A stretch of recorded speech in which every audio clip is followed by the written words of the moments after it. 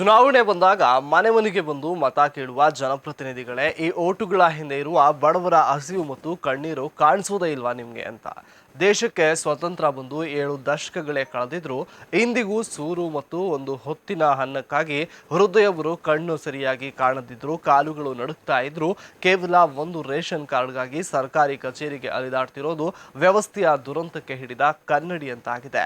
ಅಂಥದ್ದೇ ಒಂದು ಮನಕಲುಕುವ ಸ್ಟೋರಿ ಇಲ್ಲಿದೆ ನೋಡಿ.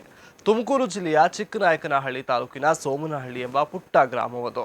ಆ ಹಳ್ಳಿಯ ಒಂದು ಮೂಲೆಯಲ್ಲಿ ಕಗ್ಗತ್ತಲಲ್ಲಿ ಕಾಲ ಕಳೀತಾ ಇರುವ 70 ವರ್ಷದ ಕರಿಯಮ್ಮ ಎಂಬ ದಲಿತ ವೃದ್ಧೆಯ ಬದುಕು ಇಂದು ಕಣ್ಣೀರಿನ ಕಡಲಾಗಿದೆ. ರಾಜಕಾರಣಿಗಳು ಚುನಾವಣೆ ವೇಳೆ ಅಬ್ಬರದ ಪ್ರಚಾರದೊಂದಿಗೆ ಗ್ಯಾರಂಟಿ ಯೋಜನೆಗಳನ್ನ ಘೋಷಣೆ ಮಾಡ್ತಾರೆ. ಆದರೆ ಈ ಅಜ್ಜಿಯ ಪಾಲಿಗೆ ಆ ಗ್ಯಾರಂಟಿಗಳೆಲ್ಲ ಬರೀ ಮರೀಚಿಕೆಯಾಗಿವೆ. ಅನ್ನವಾಗಿದ್ದ ಅಕ್ಕಿಯಾಗ್ಲಿ ಅಥವಾ ಹೆಣ್ಣು ಮಕ್ಕಳ ಸಬಲೀಕರಣದ ಗೃಹಲಕ್ಷ್ಮಿ ಹಣವಾಗ್ಲಿ ಯಾವುದೂ ಈ ಹಿರಿಯ ಜೀವಕ್ಕೆ ಸಿಕ್ಕಿಲ್ಲ. ಇಳಿ ವಯಸ್ಸಿನಲ್ಲಿ ನೆಮ್ಮದಿಯಿಂದ 4 ತುತ್ತು ಅನ್ನ ತಿನ್ನಬೇಕಾದ ಅಜ್ಜಿ ಇಂದು ಹಸಿದ ಹೊಟ್ಟೆಯಲ್ಲೇ ದಿನ ಕಳೆಯುವಂತಾಗಿದೆ.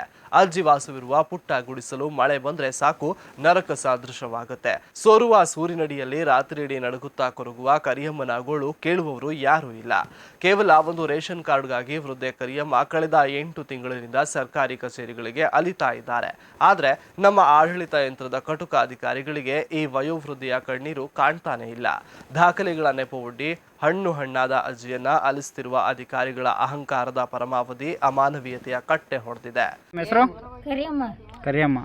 ನಿಮ್ದು ಏನೇನಿದೆ ಅಮ್ಮ ಡಾಕ್ಯುಮೆಂಟ್ಸು? ಹೆಸರು ನಿಮ್ಮ ಹೆಸರು ಕರಿಯಮ್ಮ ಅಂತನಾ? ಯಜಮಾನ್ ಹೆಸರು ಇದ್ದಾರಾ? ಮನೇಲಿ ಯಾರ್ಯಾರು ಇದ್ದೀರಮ್ಮ? ಒಬ್ಳೆ. ಹಾಂ, ರೇಷನ್ ಕಾರ್ಡ್ ಇದೆ ನಮ್ಮ ಇತ್ತು, ಕ್ಯಾನ್ಸಲ್ ಆಯ್ತು. ಎಷ್ಟು ವರ್ಷ ಆಯ್ತಮ್ಮ ಕ್ಯಾನ್ಸಲ್ ಆಗಿ? ಅಲ್ಲಿವರೆಗೆ ಅಲ್ಲಿಂದ ಅಕ್ಕಿ ಏನೋ ಕೊಡ್ತಾ ಇಲ್ಲ ನಿಮಗೆ?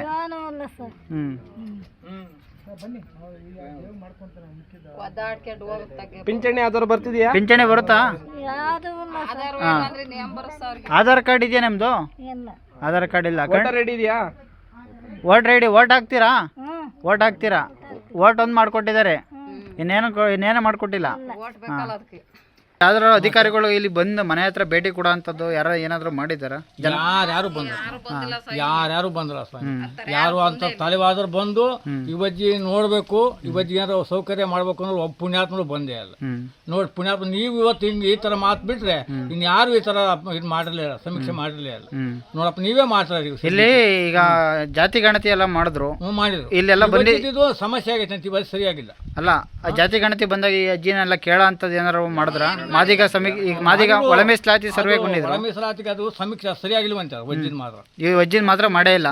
ಇವ್ರನ್ನ ಕನ್ಸಿಡರ್ ಮಾಡಿಲ್ಲ, ಮಾದಿಗರು ಅಂತಾನೆ ಕನ್ಸಿಡರ್ ಮಾಡೇ ಇಲ್ಲ. ಅದಕ್ಕೆ ಅದು ಎಂಥದ್ದು ಇರುವಂತಲ್ಲ, ಎಂಥದ್ದು ಆಧಾರ್ ಕಾರ್ಡ್ ಬೇಕಂತಲ್ಲ.